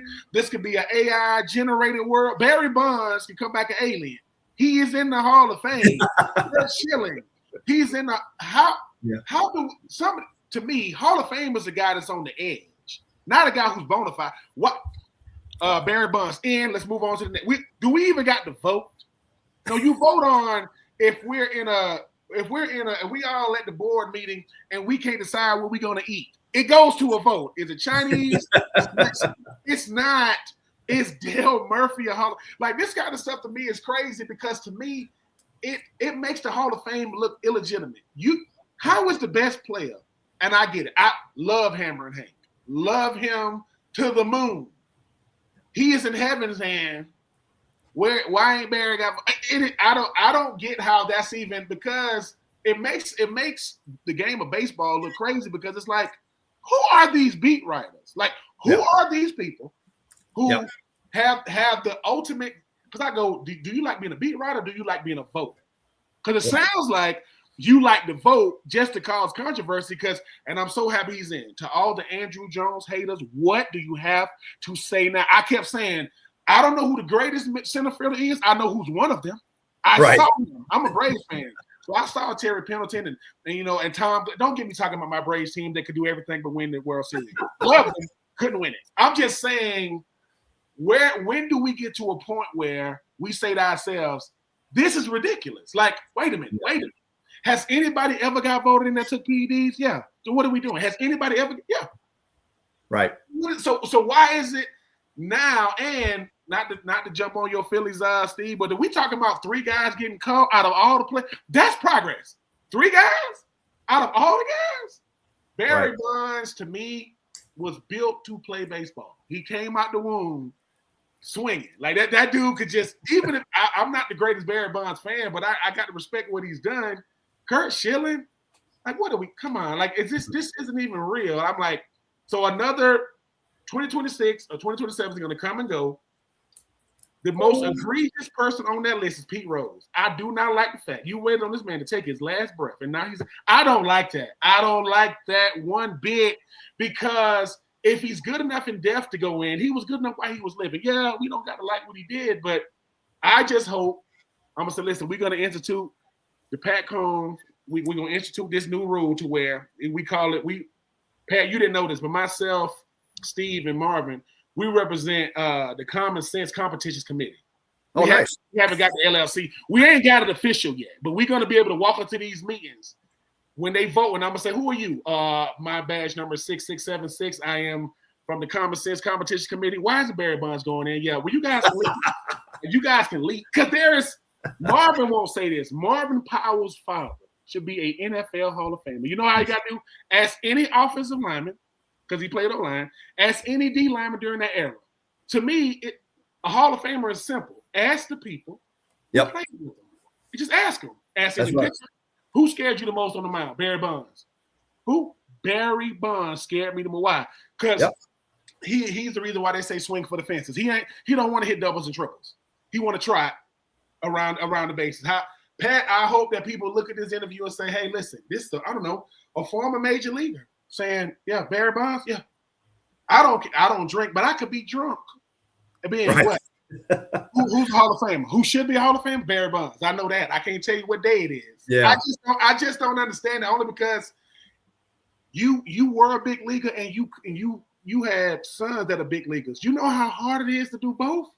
Right. But then your son has a Barry Bonds career and they ain't voting him in. You're gonna be like, wait a minute, because it's so hard. That's what you did it for, to live on forever. We ain't gonna remember every baseball player, but Barry Bonds is like Tiger Woods. I don't even watch baseball, but I know who that is. That's right. That's how big to me he was. Hopefully they get it right. And like I said, the year of Sammy Sosa and Mark McGwire, we were not privileged. I was so humble to watch that. You watching two dudes going back and forth, and now, yeah, it was good. We love the ratings, love the money, but I don't know if I can put them in. Come on. Right. Hopefully we do better, but all I am is a former professional athlete that don't know much. I don't know what Hall of Famers look like. Because they say, Ben, you just mad you ain't a Hall of Famer. Am I mad? Or do I want to become a beat writer just so I can infiltrate all y'all? I got to become a beat writer so I can. I'm just saying, Pat, hopefully they let people like yourself be in these rooms just to bring some common sense. We're going to sprinkle a little common sense on this conversation and say, there isn't a world where Barry Bonds isn't a Hall of Fame. He's on the Mount Rushmore. That's why they won't do one. They're not going to do one because his face got to go up there. Right. I don't know. Maybe. Well, yeah, Ben, you think about the people that are entrusted, right, for those votes, the sports writer. I mean, outside of Paul Hagen in Philadelphia, man, those guys were mostly curmudgeons. Like, they were just difficult. I mean, you wouldn't want to hang with them. There's not people you want to hang out with. And so, you just got to look at if you're the baseball commissioner, you have to seriously look at that and say, what would be the reason we would continue doing it this way? And then list out the reasons why you wouldn't. And I can give you a ton of reasons why you wouldn't. But yeah, it's always been an amazing thing to me that, you've entrusted some of the biggest decisions of the game. Like you said, the guys are going to live on in infamy. Like, they're going to have their face, in the Hall of Fame for forever. And you go, and we're letting this one group of people make all those decisions. I mean, that just blows my mind. Yeah, it's just crazy. Now, next one I want to get you to is the question that a lot of people are starting to ask as we're getting close to the end of the collective bargaining agreement, and it looks like there's a good possibility we could either have a strike, a lockout, something of that nature. And last week, our the PA director, Tony Clark, had resigned. So now you don't have a PA representative that has has some experience there that he's moving on. You have a lot of questions surrounding if there's going to be a collective bargaining agreement made. I think that Rob Manfred dropped the ball and not trying to get the Players Association to sit down before spring training this year. So I think there's a very good possibility that if you don't have even an idea of how far you are apart now, I don't think you're gonna really grasp where these players are going, and the Players Association are going to be sitting when we come to the end of this in December. What are your thoughts? Do you feel like they're so far apart, this is where we're going to be going, or do you have hopes that there may not be a lockout, strike, etc. at the end of the year? Yeah, Steven, I don't know a ton about it, but I do know Bruce Meyer, who took over for Tony Clark, and Bruce is a kind of a hard line guy. You know, the players are not going to accept a hard cap, and that's what the owners want. They want that hard salary cap. And you know, it's kind of a crazy idea to me because it's working. Like, the owners are still making good money. The players are still, you know, being paid in that 65 to 68% range of revenue. And you know, the only reason I think owners want a hard cap is because they can't police themselves, you know, so they're asking the players to come on board with them to help them police their bad habits. And you know, it's going to go back to when I was a player rep with the Phillies, and we said, okay, so you're asking, basically the owners are asking the players to become partners in a business relationship. And every time we said, okay, well, we're open to it. Let's take a look at the books. And they said, oh, we're not going to show you the books. So we're not going to see the numbers? Is that what you're saying? Yeah, we're not going to show you our numbers. So why would you ever go into a business partnership with a partner who's going to be deceptive and won't show you the books? Is that a relationship any of us would do? No, you'd be crazy. But that's the power that these sports owners yield. You know, they were able to do it in football and basketball. So I think the baseball owners are thinking, yeah, we should be able to do it as well in our sport. Why not? And it's going to be the players have to just come together and figure out how they're going to work through that. And look, the last time this happened in a lockout, Steve, it was kind of really neat to see the players rally around each other, because a lot of veteran players said, hey, we're going to set up a pot of money for the younger players that are 1, 2 year, 3 year guys that haven't made, you know, a ton of money yet. We're going to set up a pool that they can access to make their house payments and make their living arrangements, you know, pay for their lifestyle with some within reason. But it was a tremendous idea. So I wouldn't doubt that that's happening now. MLBPAA is already, I'm sure Bruce has already communicated to the players, hey, guys, start saving your money for this, because it's going to be probably a protracted lockout, and we just simply have to outlast the owners on this. Ben, Marvin, any retorts? So, Pat, I read that you and a friend of yours, my Trojan brother, Tom House, former Trojan, trained not only pitchers, but worked with quarterbacks. Can you talk about that crossover for people who don't understand, and how a major league pitcher can assist an NFL quarterback? Yeah, Marvin. Well, I brought a tool. It was a behavioral assessment to Tom House. I asked Tom to just give me some feedback on it, because it was really being used for leadership development, helping senior leaders in corporations. It's a company called Teamalytics out of College Station, Texas. And the founder had found this tool, behavioral assessment, about 30 years ago. And he used it on me, took me through it. And it was just kind of an eye opener, because it wasn't like a typical personality profile. It was really more assessing behaviors. And it will also give you some 360 feedback. So I would take it on myself, have 6, 7, 8 other people do it on me, and it would show me my behavioral measurements and give me indications of where I should work to improve certain areas. And so it's a tremendously helpful tool, but it's a 360 based behavioral assessment. So I took it out to Tom, and Tom said, well, I've got a couple of guys, we ought to run through it just to see what kind of results we get, and I'll tell you if I want to use it or not. So first couple of guys we took through it were Tom Brady and Drew Brees, and we got the results back, and it was fantastic. I mean, immediately we were able to give TB some feedback on his behaviors, and it was so funny in that first meeting we had. He kind of pushed back and said, "Well, I don't think that's right." And I said, "Well, Tom, who did you ask to do the profile on you?" And he gave us the list of his 6, 7 people. And he picked out a couple of teammates and a couple of coaches and some, support people. And I said, well, you picked him, right? He goes, well, yeah. I said, well, then why don't you go back and ask him if that measurement's right? And I can't, out of confidentiality, I can't tell you exactly what the measurement was, but he called about a week later and says, yeah, it's right. I said, so here's the question. What do you want to do about it? How do you want to grow and use this to help you become a better teammate, a better leader, and so to his credit, obviously he went to work on it, and you guys, understand the career he had, but it was really neat to work with, people at that level, the highest level of their sport, and especially these NFL quarterbacks who were always looking for that little edge. How do I get better? How do I improve? And that's just that championship mindset. We worked with Tom Brady, Drew Brees, Matt Ryan, a number of other NFL quarterbacks. There's still some guys using that process today. So it's just been really a lot of fun for us to be involved, with helping players to improve and help them to see some things that they can do to just tweak, to help them in their performance, but also in their leadership style. Understood. Thank you.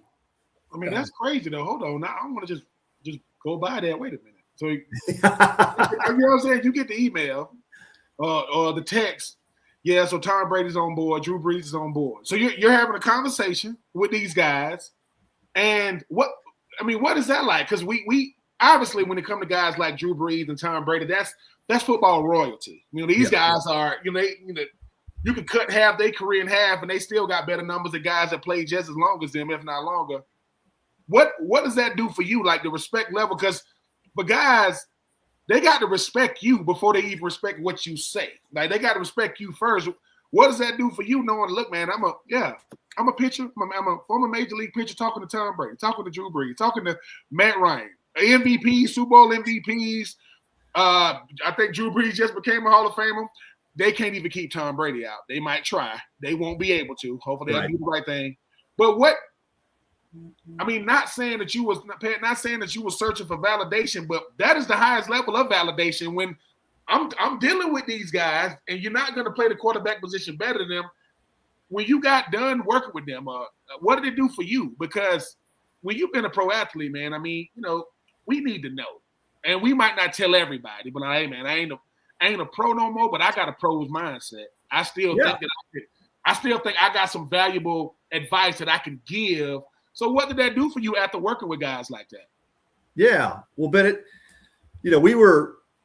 we told these guys, first of all, we're behind the scenes, right? We never want to be out in front. And in Tom House, Tom brought such great credibility because of, who he was and how he coached and how he helped players improve. It just wasn't the mental emotional side. It was the mechanical side. It was the strength and, coordination. So, he called the 4 chairs to the stool to help create a great foundation for a player to achieve high performance. And so that was just one piece of it, the mental, emotional, behavioral side of it.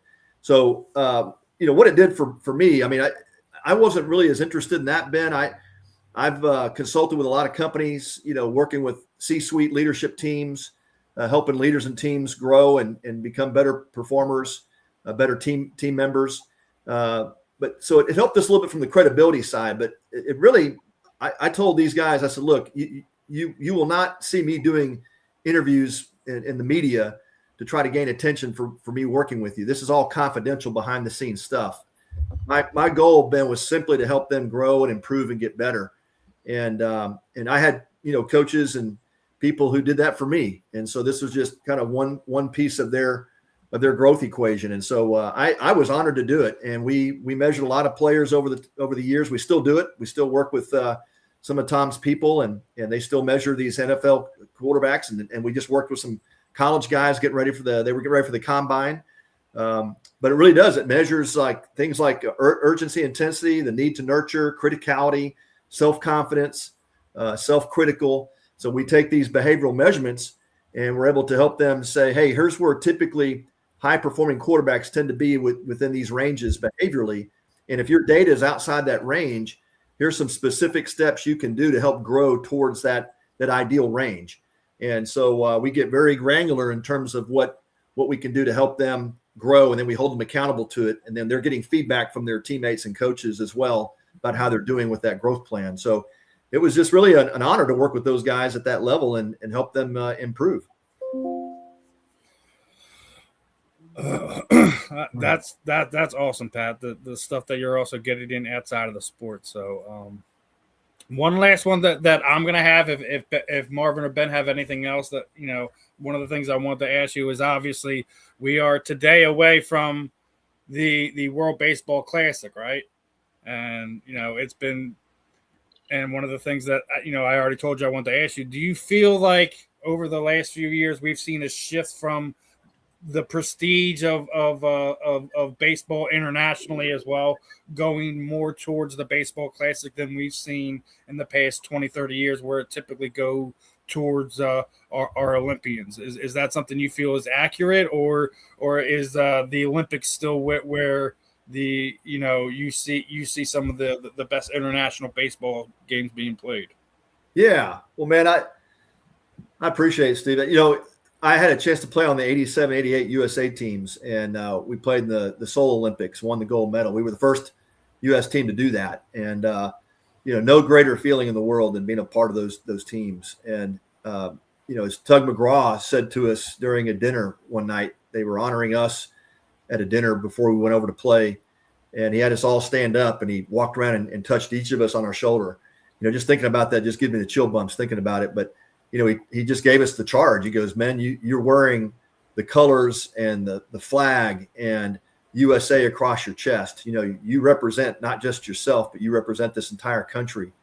And yeah, we're all behind you, but here's the expectation level. You will win. You'll win the gold, and you'll come back and make us all proud.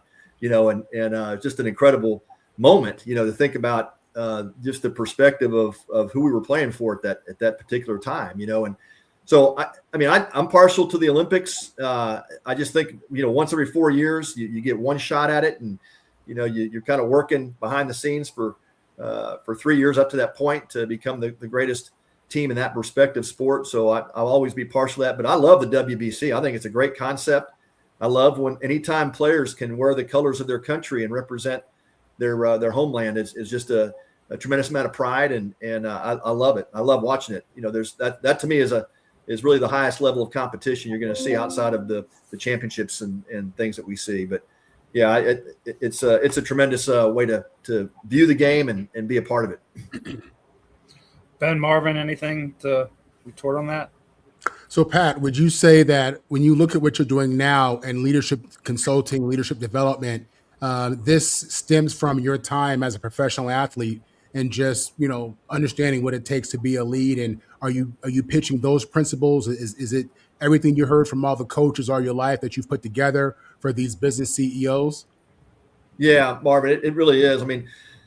There's a lot of it. I've learned a lot along the way here, but certainly going back to my playing days and, playing for managers and coaches who were great leaders and I had great respect for, and then also playing for some that weren't so great. And, you kind of learn both sides of it, right? I was thinking to myself just the other day, I learned so many things from some of the managers that I didn't enjoy playing for, still learned, but also learned things not to do and how not to treat people. And so, I had the benefit of playing on both sides of that. But yeah, and look, it's been neat. I did leadership development for about 25 years, and then recently was asked to become CEO of an addiction healthcare company. So I just took that role on a couple of months ago.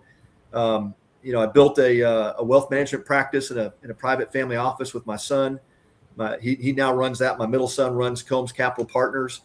And so, yeah, Marvin, what it translated to was me being able to utilize those skills and competencies to help others. And I think ultimately that's been kind of the definition of my life. I've just loved serving other leaders and teams and helping them to grow. And then now I've been asked to take over this healthcare company, and it's just a blessing, man. It's awesome that, I think every day how God chose me for these particular assignments, and I've just been like open hands. It's like, okay, Lord, just use me wherever you need me, put me where you need me. And I'm just going to love people, serve them, obviously set up standards of excellence, hold them accountable, because when we do that, we all succeed and everybody wins. So yeah, I've just been, I think, one of the most blessed men on the planet.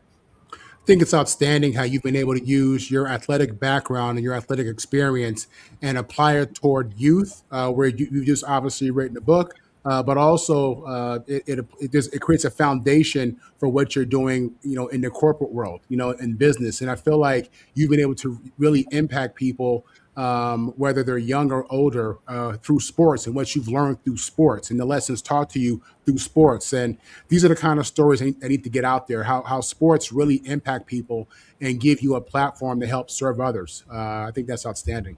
Yeah, thank you, Marvin. I appreciate that.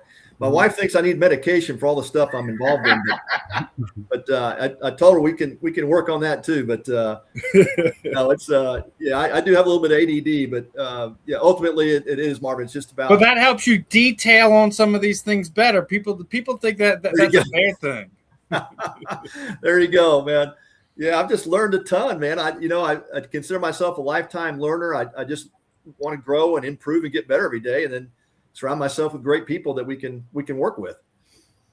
Well, with that being said, Pat, I mean, you being a Texas man, Matthew McConaughey, he wins Best Actor for, I think it was Dallas Buyers Club. I think he won his Oscar. And in his Oscar speech, he said something that he said, as a man gets older, he needs three things: something to look up to, something to look forward to, and something to chase. What is Pat looking up to? What are you looking forward to? And what are you chasing, sir? Oh, man. Great one, Ben. Well, right now, at the moment, my head's down in this business of addiction healthcare. And, man, I got to tell you, being able to serve our country in this way that, we've got it's an epidemic of addiction. And we're trying to solve it. We're trying to bring solutions to that. These communities, we're in Alabama, Mississippi, Tennessee, and Iowa, and we're looking to expand the business, but we've got to get some things fixed internally before we can do that. I stepped into a role. It's a friend of mine who started the company called Pathway Healthcare, and unfortunately, his wife got breast cancer. He had to step away, and now he's asked me to step into that role. So we're really good at what we do. We have a chief medical officer, Dr. Stephen Taylor, who was he was a CMO for the MBA for 15 years. Just a dear guy. Has built a process and a system that solves most addiction issues, and so we're just attacking it, man. That's what I'm looking forward to, is making just a bigger impact on our country in this way to help serve these communities that need these services. And what are you chasing? What am I chasing? Well, every day I chase a closer relationship with God. That's what I chase. I'm so thankful for my family. Chasing being a better grandparent, a better husband, better dad. God's taking care of us financially, so I don't chase money. I'm really chasing how do we better help the people that need our help. That's what I'm chasing.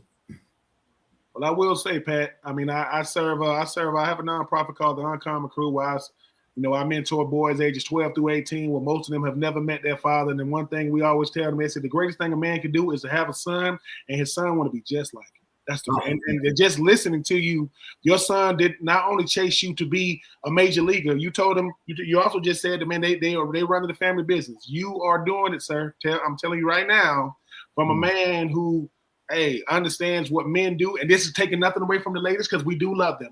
This is not doing tit for tat. I'm just saying, we tell our young boys, whenever you meet your father, just hug him long enough, until he tell you got to let him go. And when you let him go, look at him and say, listen, I love you, and we can start right now. Because the greatest thing a man can do is have a child, have the child's name, have a son, his name be just like them, like Marvin Powell III. And they grow up and want to be just like you. Because if a son wants to be just like you, that means his hero, right, is who gave him life. So, sir, I'm just giving you your flowers right now to let you know, because you kept on talking about your sons, and they still chasing you. Hey, man, my dad, we got to visit with my dad. That's the greatest thing, because as men, we have sons. We just hope that our wives let us name us after them. Hopefully she can't stand my name so much that she wanted to be able to name a son after him. But I'm just listening to you, and you are doing it, sir. I think us as men don't do a good enough job of telling each other, look, keep doing what you're doing. You don't gotta, nobody can tell Pat how to be Pat. You know how to do it, sir. So keep doing what you're doing. That way, when I go back and I see him every Tuesday, I say, look, I just seen a hero now. What? I just seen one. Because yesterday we asked him who was their hero, and none of them said their dad. Like none of them said it. And I said, well, I do believe that one day when you become a father yourself, you're going to be a father to your son, what your daddy never did to you. But before you judge your dad, let him speak for himself first. Let him tell you what really happened. Good word, and man. Then you can move on. I said, because as my father would tell me, I said, son, you are my son. You are not my choices. But I choose you every day. So Pat, keep doing what you're doing, man. I get to tell my son all the time, my sons all the time, man. I just hope that something I do is worth doing when I can no longer do it. That's what legacy is. When I can no longer do it, somebody pick up that baton and they run their race and give it to her. Hey, God is the way, he is the only way. And I'm just happy to have known you, sir. And I can tell my daddy, I said, look, daddy, y'all daddies know what y'all doing, man. Y'all good ones. Y'all know what y'all doing, man. I'm trying my best not to tuck my shirt in to my pants. I'm not my daddy yet. I look like him. If y'all see me in my t-shirt and tucked into my jeans, I have officially become my father. Because I go, daddy, you going to the refrigerator. Yeah, why you tucked in? Well, son, he said you never know who watching. In the house, you can untuck.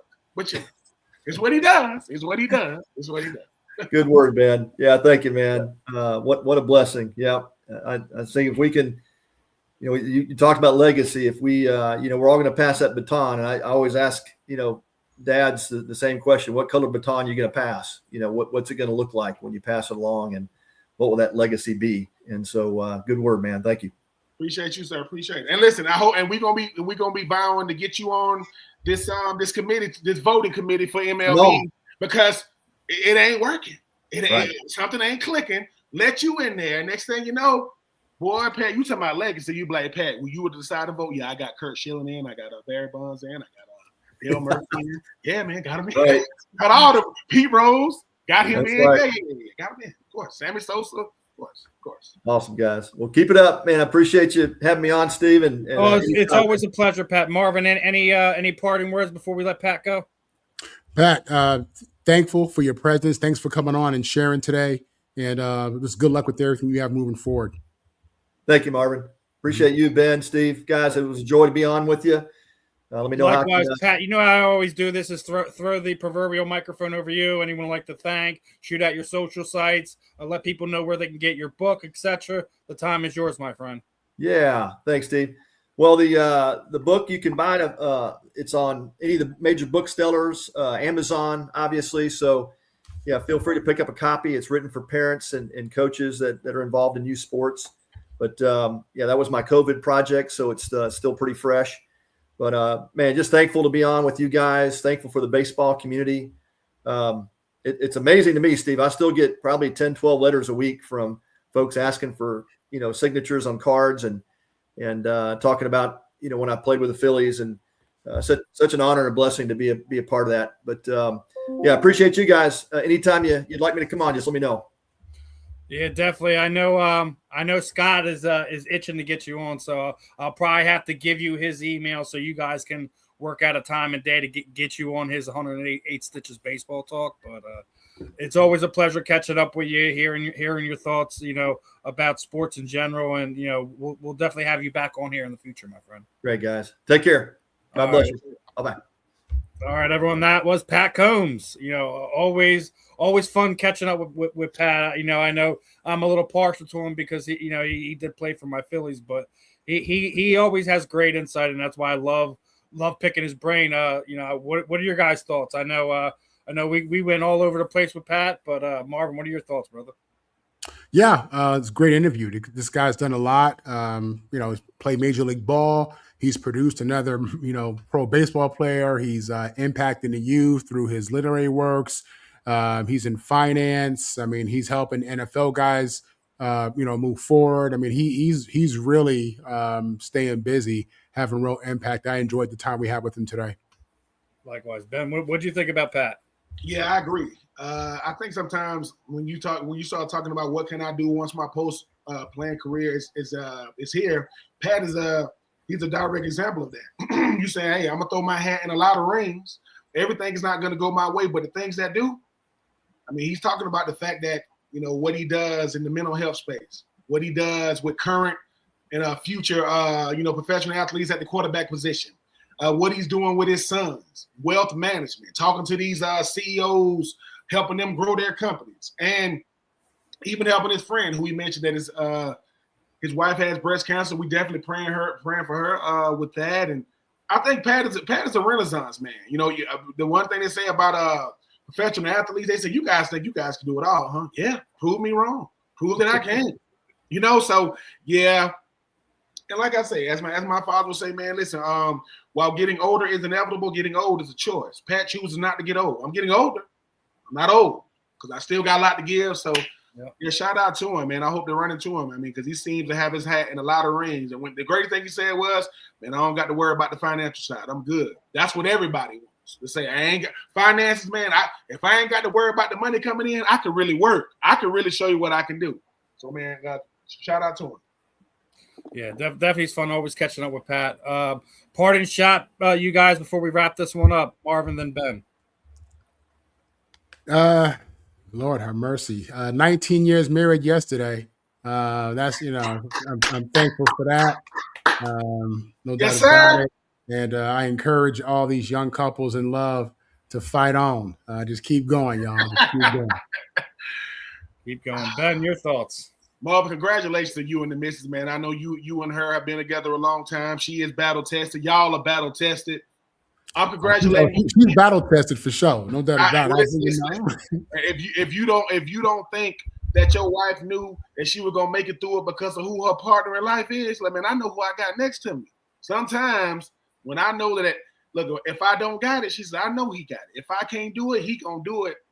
That's how you know, man, y'all. So congratulations to that. I think we need to celebrate that like we celebrate everything else. Hey, man, look, you almost 2 decades, marriage. That should come with a check. That should come with some type of cruise or something, because that's what we don't do enough. We don't celebrate. Hey, that man said, I chose this woman to walk through life with. So, between you, your wife and my wife, man, we talking about 22 years, man. We doing it. We doing it together. But y'all got the both of it. We got 3. Y'all got. But it's always a pleasure being on here with Stephen, you, and Marvin, man. I think for me, I wish this for most men, not just former athletes, to have something that is genuinely you, and you just talking your talk a little bit. Yeah, we gonna say stuff that you ain't gonna like, but keep listening, man. Yeah, I'm gonna say stuff you don't agree with. Like I say, you come to the fan in the end for 3 things. You come for the nuance, you come for the nonsense, but you stay because it makes sense. So keep coming. It's always a pleasure coming on here and having our interviews, having our general sports talk. It's